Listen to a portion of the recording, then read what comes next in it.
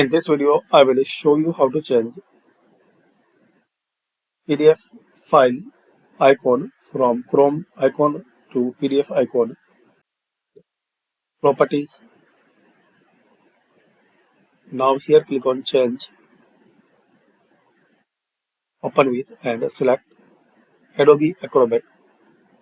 Then set default. Now click on apply and click on OK. So we can see now proper PDF icon for PDF file. Thanks for watching.